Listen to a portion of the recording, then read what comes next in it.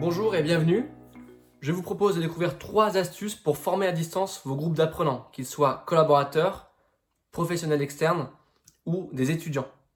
Comme vous le savez, on est tous confrontés au confinement, on doit revoir nos méthodes de travail et c'est le cas évidemment pour nous formateurs de l'agence 1789.fr.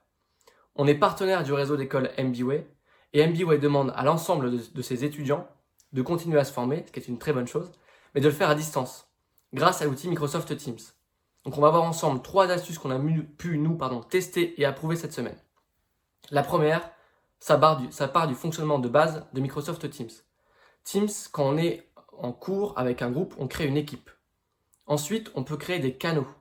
Donc la fonction canal, je vous la recommande fortement, ça permet de travailler en sous-groupe. N'ayez pas peur de continuer à travailler en sous-groupe, même à distance. Les apprenants, et pour nous les étudiants, sont très familiers de ce type d'outils. Ils ont l'habitude, ils sont vraiment à l'aise avec ça. Donc continuez à travailler en sous-groupe grâce à la fonction canal. La deuxième astuce, c'est de pouvoir collaborer en direct sur des fichiers partagés.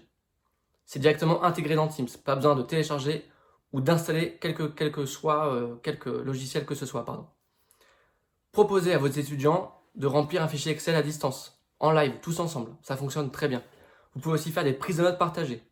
Mais Teams propose aussi de créer des quiz collaboratifs. Donc, c'est un peu comme un Google Form. Créez votre quiz en amont grâce à l'application Forms.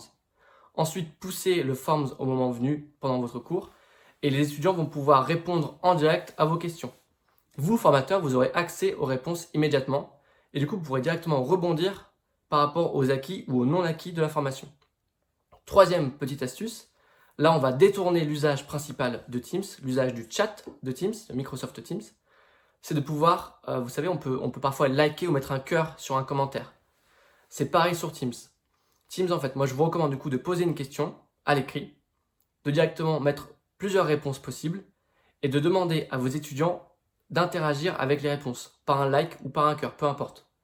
Ça permet une chose principale, c'est de contrer les problèmes techniques. Pas mal d'étudiants ou d'apprenants ont des soucis de webcam, ont des soucis de micro, ne peuvent pas parler, ne peuvent pas prendre la parole. Ils peuvent toujours écrire, ils peuvent toujours interagir. Grâce à ça, en fait, ça permet une interaction très simple et très rapide par rapport à vos questions de cours. Vous pouvez vous poser une question, est-ce que tout va bien? Oui, non. On like oui, on like non. Et si quelqu'un like non, vous avez accès à la personne qui a liké non. Donc vous pouvez tout de suite aller voir ce qui ne va pas. Est-ce que c'est un problème technique? Est-ce que c'est un problème d'acquis ou de définition de cours? Donc voilà, pensez à détourner l'usage de Teams. C'est très simple, c'est très pratique, c'est assez ludique aussi. Donc voilà, testez tout ça, faites-nous part de vos commentaires aussi sur ce post-là. On reste aussi disponible en cas de questions sur 1789.fr ou en commentaire sur le post LinkedIn. À très bientôt.